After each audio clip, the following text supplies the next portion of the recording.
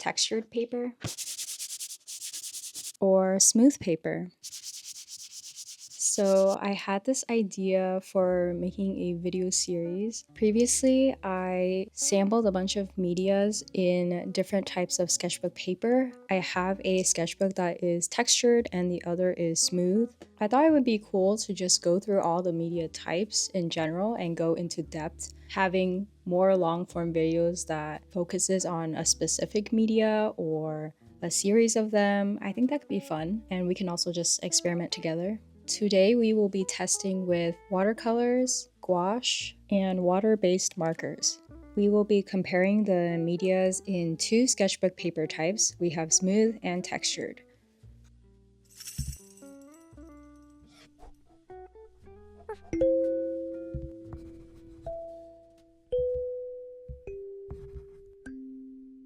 Alright, before we start, I do want to go over the different product details for each sketchbook type. So each sketchbook type, I've designed 9 different covers. Whether you're getting smooth or textured paper, all designs are available for both paper types. All the books are 5.7 inches. They have 176 pages, that's 88 spreads to work with, and it works for mixed medias. There's a leather cover with a strap, a ribbon bookmark, there's a front intro page, and a back pocket page for if you want to keep any types of items or junk journaling material. The leather cover is not real, so it will wear over time, especially for the darker designs. I left some areas blank, so if you want to decorate it with stickers, you can.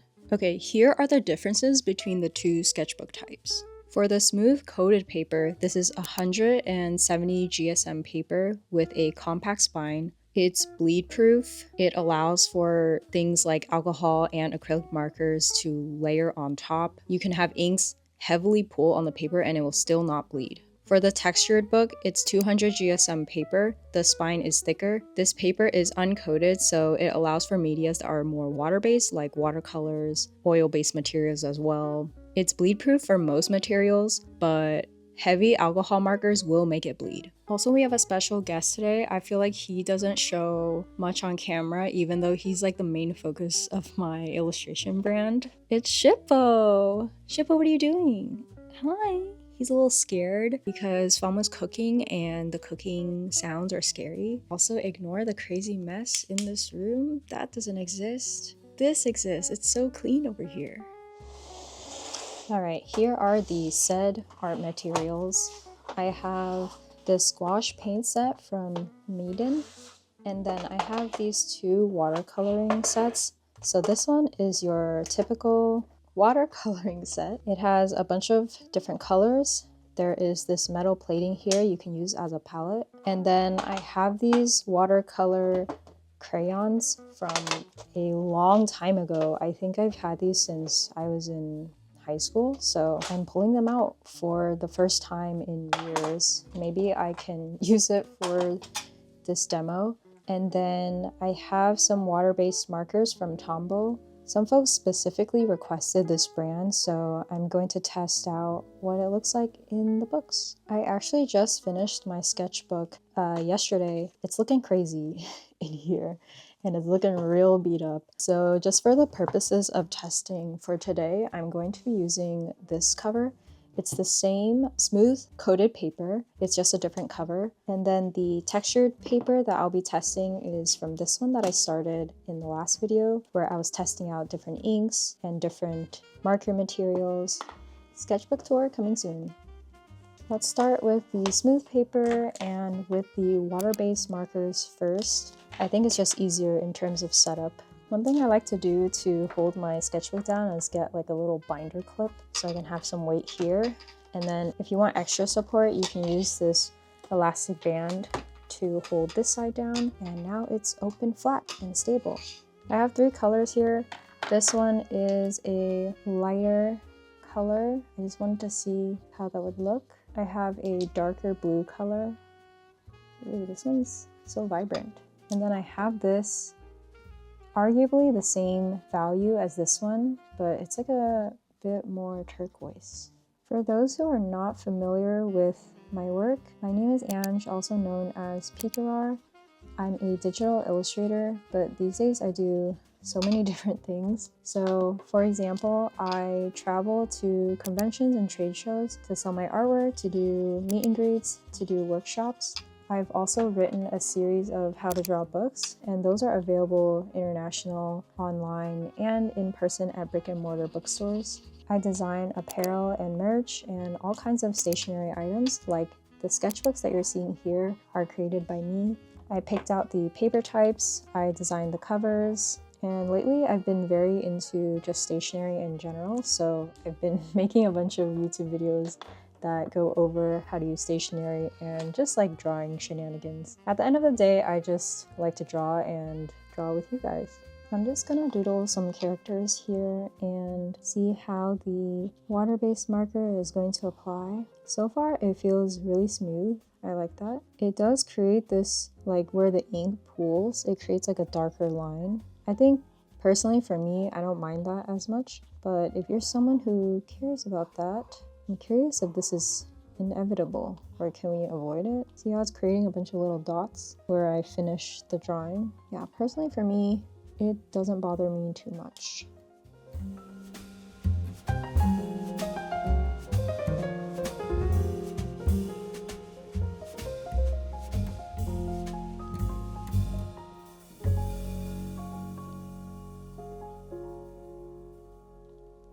Alright, so here is the result. Does it bleed? Nope, it does not bleed. This is pretty smooth in my opinion. There is a bit of texture that happens here in the layering of the markers. Oh, I haven't tried blending yet. I don't know if these markers are meant for blending, are they? My credentials as a marker artist is poor. I'm not really into using water-based markers, and this is what I would expect when you're using them. Is to me, they're just markers. Is this even how you blend them? Are you meant to blend them? I don't know. I try my best.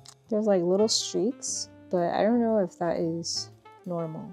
Okay, we're gonna try with the textured paper now.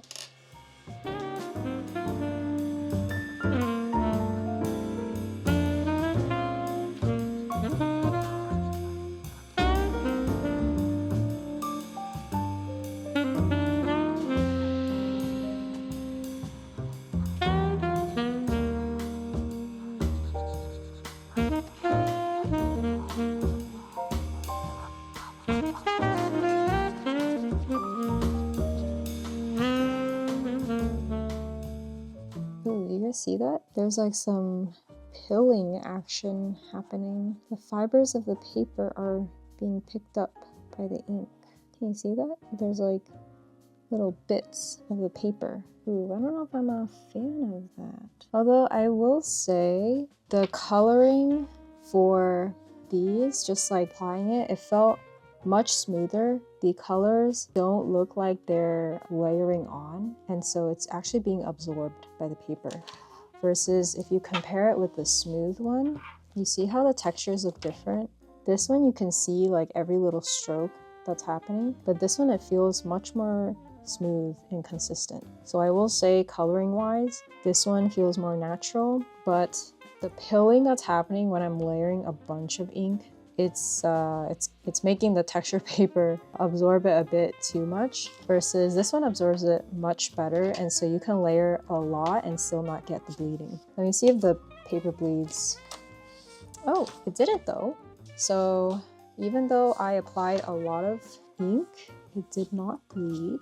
So that's good. That's the nice thing about water-based markers, is you're not going to get like heavy bleeding. For example, with alcohol markers, in the previous video that I did comparing alcohol markers, there was a lot of bleeding in the textured, uncoated paper.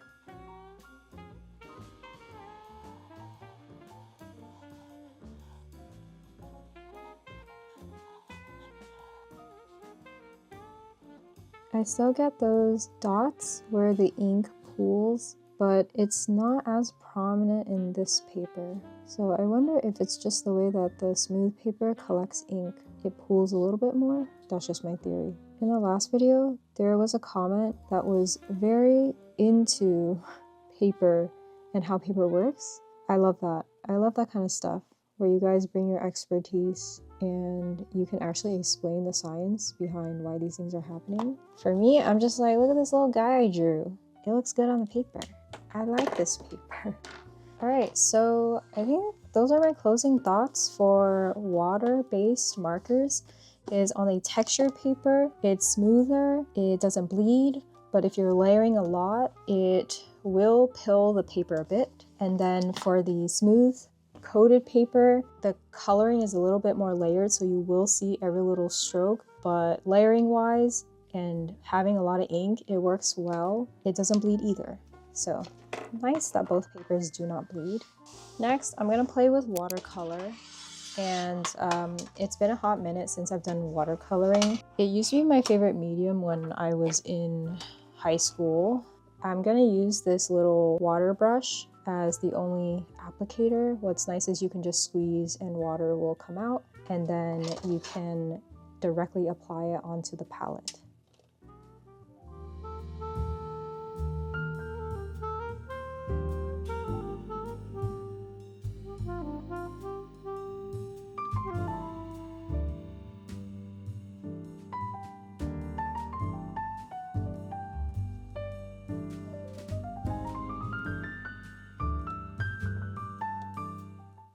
All right, we're gonna start with the smooth paper, and I'm just gonna go for it.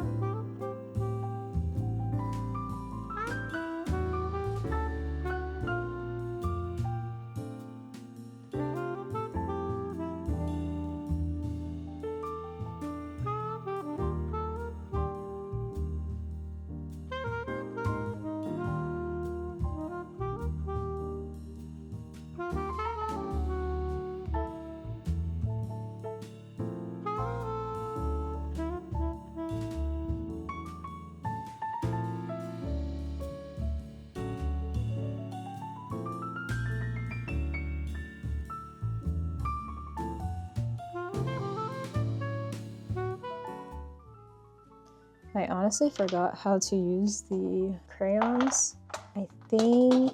Actually, I don't know anything. I don't remember anything, so I'm just gonna doodle and see what happens. I realized this page became very blue and cool colors. I didn't mean for that to happen, so happy coincidence.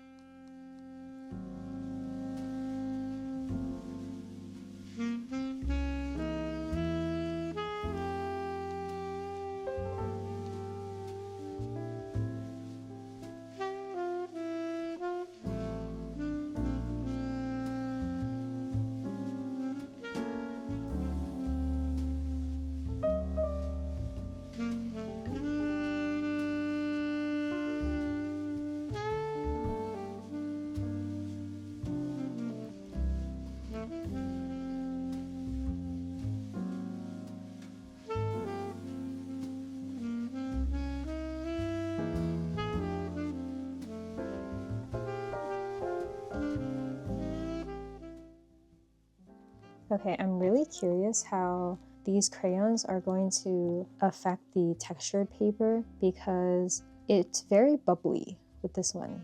As you can see, you see the little bubbles? It's like not very consistent, it's not staying. This paper seems to be repelling water, so the water just kind of sits on top, but it does create a nice kind of like cooling effect and the ink stays longer in these areas. But if anyone is familiar with watercolors and in general just how they work, I feel like this is not what I would expect how watercolor will move around on the page. It's hard to describe if you're not familiar with the medium, but I'm gonna try it on the other paper and maybe it will be more clear the differences. It was really fun though. It really reminded me back in the day when I was using this medium, how fun it could be. So I actually want to get back into it. Aside from just testing, I just want to play around with it and try to make something out of it. All right, let me transition over to textured paper. Okay, already I feel like you can see the difference. The paper here is much more controlled. I think because the paper isn't repelling the water as much, I'm able to get much more control on where the water goes, and it's not just like spreading randomly around. The color is also showing very different on the textured paper versus the smooth paper. I'll show a comparison side by side after I finish this little demo.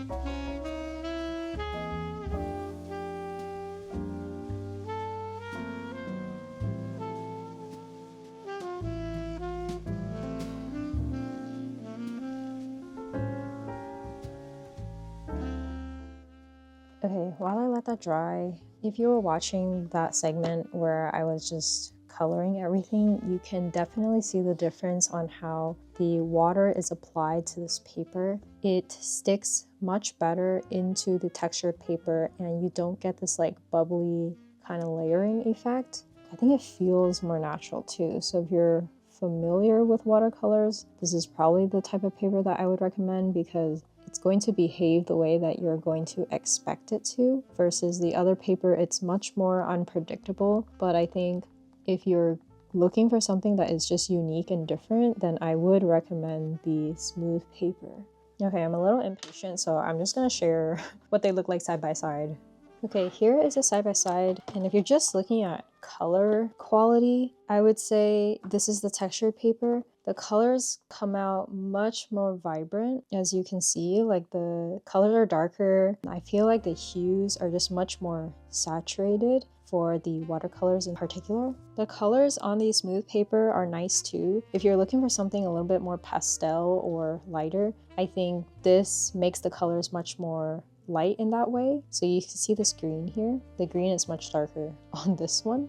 And the blues and the purples, yeah, they're just darker on this paper. I want to call out specifically on how the water dries. So you can see when the water dries, it leaves this like residue. You can see every brush stroke, every place where the water was pooling, where it was drying, very similar to how you can see the textures from the water-based markers. On the textured paper, it's a little bit more smooth and you don't see every single stroke. Instead, the water just spreads out and it dries evenly across the paper. So that's like the main difference that I'm seeing in the two textures, is the way it dries, it just looks so different. Like check out this area. You can see all the pooling, the separation of the colors. Here's the textured paper. It's much more mixed. Oh my god. Yeah, see, I'm so impatient. I can never wait for it to dry, so it's gonna smudge everywhere, but that's okay. Personally, something that I like to do in the smooth paper, because it just reacts so differently with watercolors, is I'll go over it with some fountain inks. So let me try to find an example in my previous sketchbook. Yeah, so here's a page where I applied watercolor, this orange color, and you can see how it's pooling and drying in that residue-like texture that I was mentioning earlier. And then I'll get a fountain pen and just line it over and make the lines super crisp and clean. So I did that for these 3 persimmons, and that's just a way that I like to mask the watercoloring and apply different textures. It's a fun experiment that you can try. I don't think the papers limit what you can do, they just allow you to explore different ways that you can try the medias. Don't say mediums, that's a group of people that I think detect dead people. Spirits? Ghosts? I don't know. Okay, the next set is going to be gouache. I am least familiar with gouache, so please be patient with me. I feel like it's a mix of acrylic and watercolor, so that's how I'm going to treat it. Because we've been primarily doing cool colors, let's keep going with that. I'm going to use this kind of muted blue and then maybe dark blue and some purples.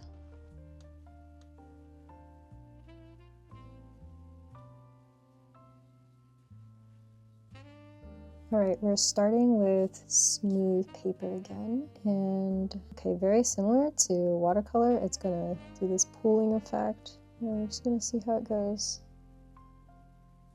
Wait, am I supposed to use water, or should I just use it like acrylic paint? Because I don't know the answer to that, I'm just gonna, let me try using no water. Let's see what happens.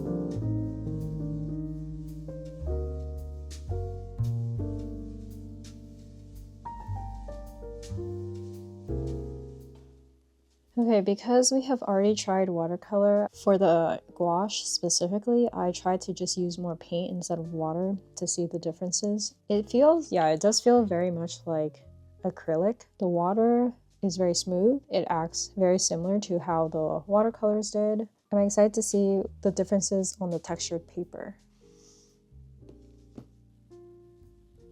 Ooh, okay. Already I'm seeing a big difference in the colors, very similar to what we saw with the watercolors. The colors on the gouache come out much darker and more vibrant on this paper.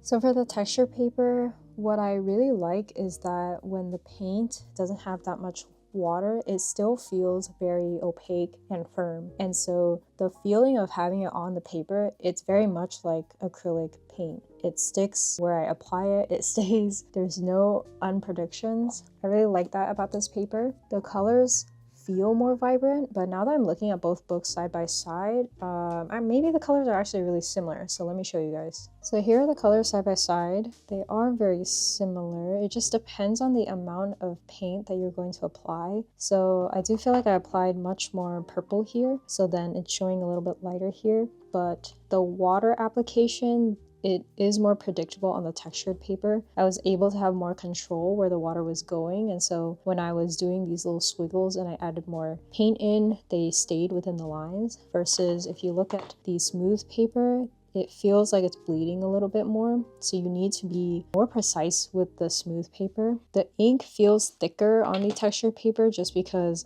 it's sticking, it's layering. The texture on the smooth paper felt like it was more watery, and it's really a feeling. I said this in the previous video when I was testing other materials. It's really a feeling. Like when you're applying the paint on the smooth paper, it's literally, it just feels so smooth, like it's gonna just like slide across. Versus for the textured paper, I had to apply a bit more pressure, because if I want the paint to move, I have to just press it and make it move along the textured paper. I feel like I'm rambling, but I think either paper works. It just depends on how you're going to apply it. So for the smooth paper, I see a little bit of warping. I applied a lot of water here, so best to just wait for it to dry. For the textured paper, and mind you, I didn't wait very long for these. There's like not warping at all. It's taking the water quite well.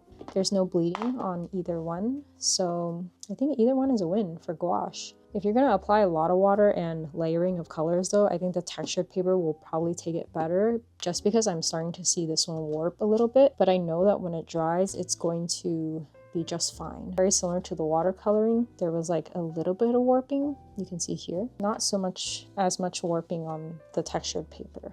Alright, well that was my analysis on the two paper types. What did you guys think? Which paper do you prefer? I really think it depends on the medium that you're using and how you're going to use it, and if you're going to use it for mixed media. So me personally, I still like the smooth paper just because I like that it doesn't bleed. I like that it's compact, so when I'm traveling, it's very easy to just pick up and have in my backpack. However, I do really like the textured book for the effects it has on water-based materials like watercolor and gouache. So I feel like this one feels much more like a painting book when I'm at home, or if I have like a small watercolor palette, I might be able to travel with it. Otherwise, I think most materials I use are for the smooth, compact book. So yeah, it just really depends, but I am curious what you guys think about the two paper types and which one you are preferring to use. I hope to make more comparison videos